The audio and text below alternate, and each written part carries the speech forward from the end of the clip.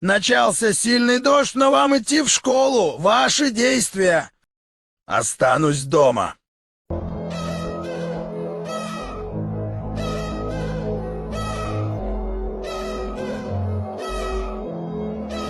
Поеду машиной. Пойду через силу и буду как утопленник.